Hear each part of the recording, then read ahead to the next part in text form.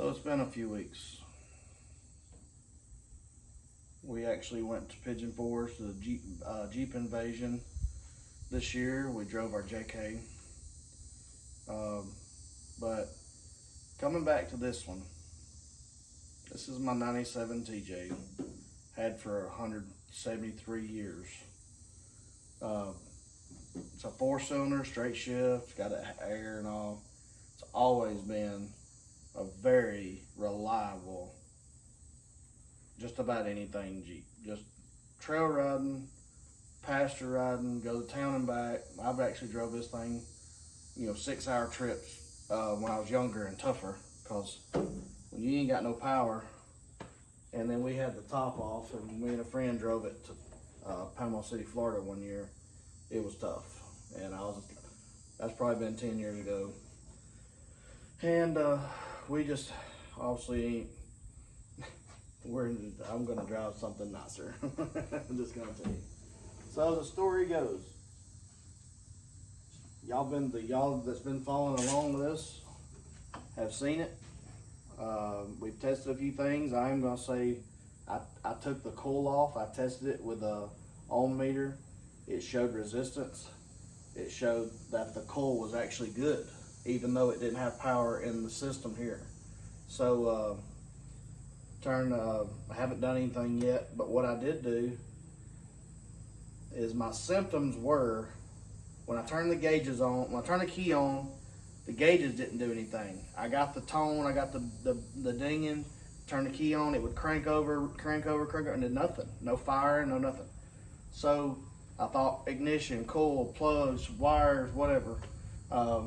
But I started looking at other things. When I turned the key on, my gauges didn't come on. They didn't activate. Nothing, my gas hand, my temperature, or oil pressure, anything. Nothing moved. Nothing did anything. So started looking into some other issues, and I took the coil off. I tested it, like I said. I tested the continuity of my plug wires. I mean, just little stuff. Because once you start spending money, it's a rabbit hole on anything. It could be a Jeep, it could be anything. But it was YouTube, and I can't name off as many people as I watched because I just can't do it. But those guys showed me how to check continuity through a plug wires, check resistance in the coil, check other little things to make sure, even though they weren't powered by the battery on the vehicle, you took it off, and there was some kind of trick to test it to make sure that it was actually operational or functional without having to go buy another one, which I wish I'd have known before I went and bought that camshaft sensor or crankshaft sensor. And because there's absolutely nothing wrong with that one. But I bought a new one, put it in just to see if it'd fix it. But $100. You can't do that 4 or 5 times. You'd be broke. You do that 4 or 5 times on something like this, a battery. They don't tell me what that's gonna cost today. Crankshaft sensor. And then you went and bought plug wire. You went and bought plugs. Then you bought just everything, a little nickel and dime. When I say nickel and dime, obviously that was $100. But that's still good. I didn't need it. So here's where we get down to it. I've diagnosed it until I've read so many forums that I finally just spent the money, and everybody knows what that is. The ECU. So I'm thinking, with all the bullshit and the symptoms that I've got, I got online and found somebody that refurbishes ECUs, programs it to your vehicle, your VIN number, plug and play type deal. But I'm hoping with my issues that I'm gonna unhook the battery, unhook the computer, take it out, put a new one in, put it all back together, and I'm gonna go sit down for a minute, because that's gonna piss me off if it don't work. Let's just hope it does, and I think it will. Been kind of patient with it. It's been sitting in the carport for a while. I just hope that when we get in there, we'll be able to drive and enjoy it and go and going down the trail.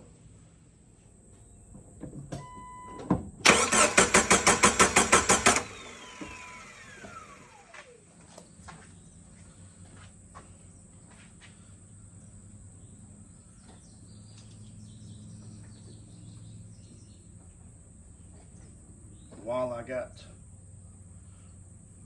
the new fuse in, I take my sparkulator. That's probably patent and trademark by old Vice Grip Garage. He's a pretty cool little cat.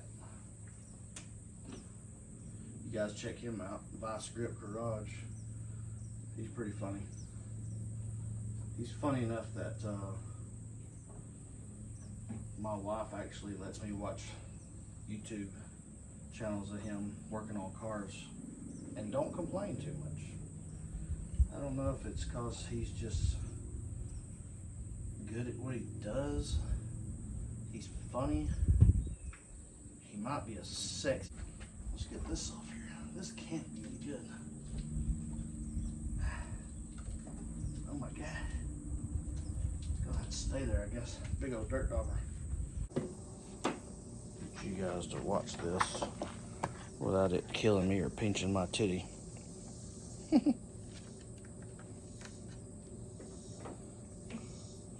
So all I do, see the two prongs in there?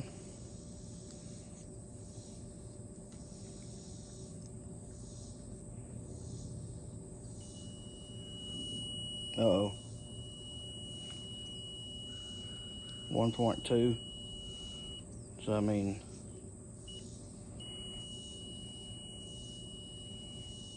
so that test, it showed resistance and that cool, so it's good. I need to put that clamp on that voltmeter for a reason. So there's no fire coming out of this because I checked it, turning the switch with the old handy dandy lightning cube maker or visualizer, whatever you want to say, and it didn't have no spark in there, and I had it hooked to the coil directly, and you see the coil showed that it was good. So put this back over there, put my coil down. Ow.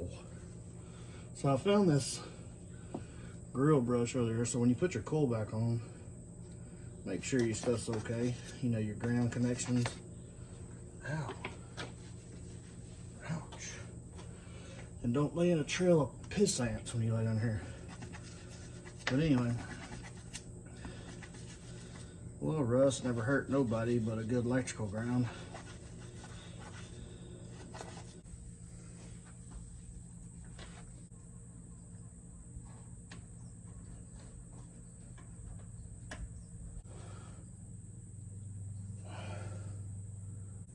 Jesus. And I watched another video and the guy said check your fuses, which I'm checking the fuse box over here in the engine bay,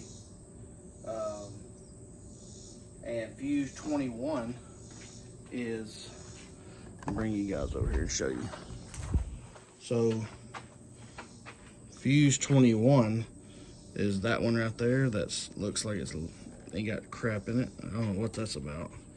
It's almost like it's a spare hole or something. But it says that that spot is for the coil, the ignition coil, the injectors, and all. I mean, pretty much says ignition.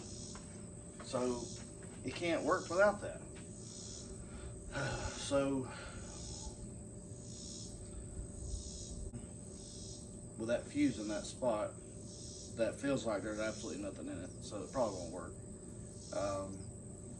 I don't hear the fuel pump. I don't hear none of that. So I want to get spark first anyway. I gotta have spark. If you had fuel, you don't have spark, you wouldn't crank anyway. So I want to get spark, and when I get spark, then I'll figure out if I got fuel or not. So until I get spark, fuel don't matter anyway. So okay, you see my old one, I got it out. Very simple.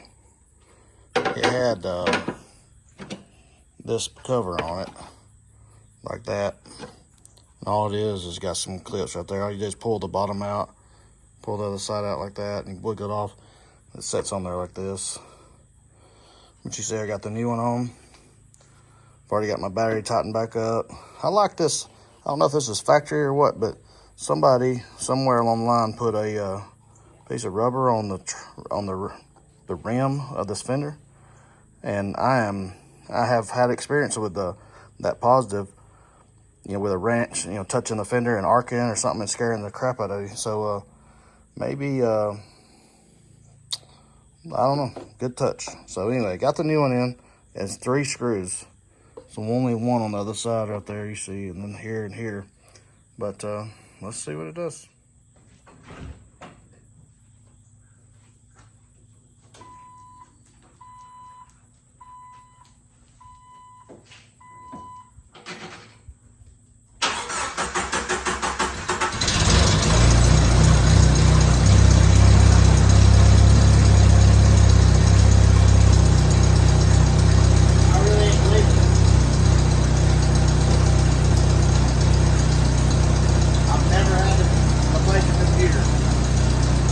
Nothing.